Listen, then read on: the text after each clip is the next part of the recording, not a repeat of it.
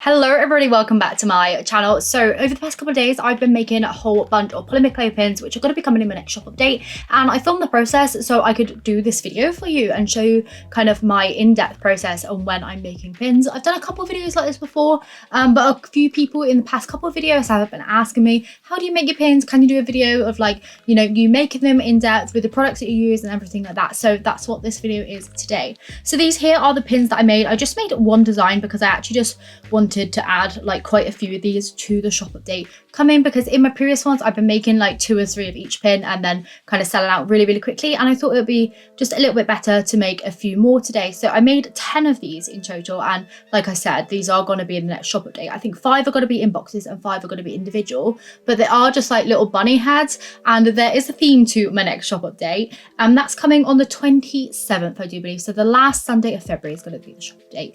If all goes well, I will keep you updated on Instagram and everything like that. Loads of people have asked me that as well.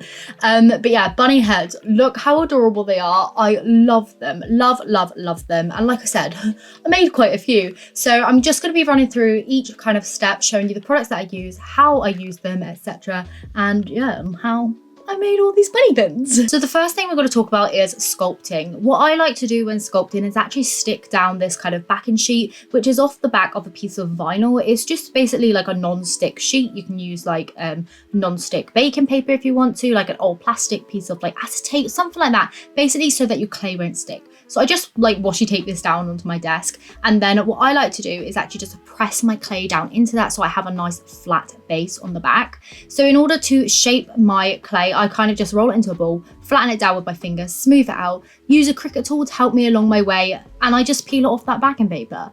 All of the clay and everything like that will be linked down in the description. So once I have like the blanks kind of made and sculpted, I'm really happy with them. I do like to smooth out just with a little alcohol wipe just to make sure that all the surface is nice and clean, all nice and smooth. Some people use acetone that kind of slightly dissolves the clay a little bit, but I find just an alcohol wipe is perfect for this. Just kind of takes that top layer off, smooths out all before it goes in the oven. I like to bake mine at 110 degrees Celsius for around about 15 to 20 minutes depending on the thickness. For these pins here, I did do 15 minutes because it's only about half a centimetre in kind of width, depth, whatever I want to call it, in thickness. So moving on to the second step, and this is painting. Now for me, I don't like to use colour clay. I just kind of stick to that one colour, and I like to just make all the blanks up, pop them off the little tray. That's probably my favourite bit of this whole thing. And I like to use acrylic paints to paint mine. Now there's a lot of reasons why I paint mine. There's a lot of pros to this, there's a lot of cons. It takes a lot longer for one, but it does give your piece an extra protection. It helps with dust control. If you're a bit like me and you've got dust bits floating about, you don't want that on your final piece, so painting that can sometimes avoid that. And obviously it puts a different layer between the clay itself and the top coat. Sometimes you'll find that after a couple of years the top coat can start eating away at your clay. The acrylic paint being in between is going to stop that. Also, the type of glaze that I use shouldn't do that anyway, but you know, extra clay, extra painting, extra layers is never going to hurt anyone. Now what I like to do is obviously paint the like base color first of all, and then I like to move on to the details.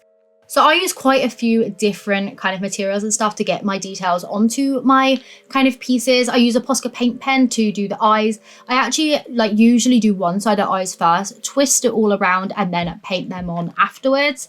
Again, with the clay pieces, painting on the details as well as like the base, I do use glue tack on a tile. As you can see here, I've used it so many times, there's loads of paint on it, but it just allows me to kind of maneuver around the piece without touching it too much and messing up that paint job. Again, this is great for dust control. So like you can see here, I'm using the Posca paint pen just to do the eyes and the mouth. I do prefer using acrylic paint and a tiny brush, but sometimes the Posca paint pen is just a little bit more kind of quicker, and I only typically use that for the black on the face. Just because, yeah, I think the acrylic paint does leave a nicer finish. But I use a tiny brush sometimes with acrylic paint. I use a Posca paint pen. I use a dotting tool with acrylic paint, as you can see here, where I'm dotting the eyes and putting the cheeks on. The kind of dotting tool works the best, allowing me to create like the perfect little teeny tiny circles. Sometimes I do use a needle and pop that on, like if I want really small little dots, and that works just fine also. So moving on to glazing your piece, this is where, again, a lot of people differ. For me, personally, I like to use UV resin. I do use a face mask when doing so. This is my face mask. It's a JSP one. It's just in its bag, just to prevent any dust getting on it. And I use it with organic vapor kind of filter on, the one with dust filter. I just go all out with my filters and I make sure that I'm fully covered in that department. UV resin, it cures really nicely, really hard, protects the piece. Again, I do mix glitter into mine, but we will see that as I go through this little section. So here's the UV resin with the glitter in. I just put it in a shot glass so that you can kind of like mix it up and that sort of stuff. And I just use this really soft kind of paintbrush. I put on a layer, I glaze it down with my UV light. I will leave all this link down in the description. I glaze it again and again and again, and I build this up until I have like 4 or 5 good thick layers. Okay, so the last thing that we have to do is the assembly part. This is simply just adding the pin backs on and making sure they're fully secure. What I like to do before kind of attaching those pin backs is actually just use a nail file to kind of file down the back of the piece. You can use sandpaper if you want to, but I like to make sure that the back of the piece, you know, the back of the pin is going to be nice and flat so that it will sit nice and flat. Like I said, because I pushed it down onto that like kind of non-stick paper to begin with, it's fairly flat, but with UV resin, with paint, that can all build up and make the surface uneven. So once I'm happy with the back of that being nice and kind of flat and nice and kind of smooth, I then just paint over this using acrylic paint yet again. On this particular piece here, I used a mint colour because I thought that went really, really well with the pink. Then I just let that dry, painted it again, and then once that was fully set, I then used some really, really strong super glue, which is actually for bonding wood and metals together. And I just kind of add a nice blob of that and add the pin onto it. I usually leave this dry for around about half an hour just to make sure it's fully cured, like, you know, the glue itself has fully set. It's only supposed to take a couple of minutes, but I like to leave it a little bit longer. Then I go ahead and add more UV resin after that. I typically like to put a layer of the one with the glitter in to begin with, just so it matches the front of it.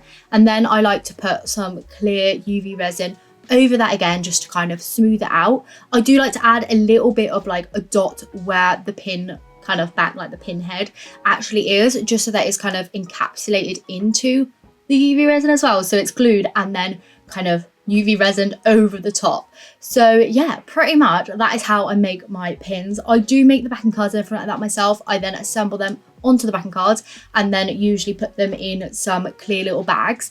But yeah, that's it for today's video. I hope you have enjoyed it. If you did, please do give it a thumbs up. Please do subscribe if you're not already. I'll try and leave all of the links down in the description so that it's easy for you to access that and see, you know, all the things I use. But yeah, thank you so much for watching and I will see you again for another video. Bye.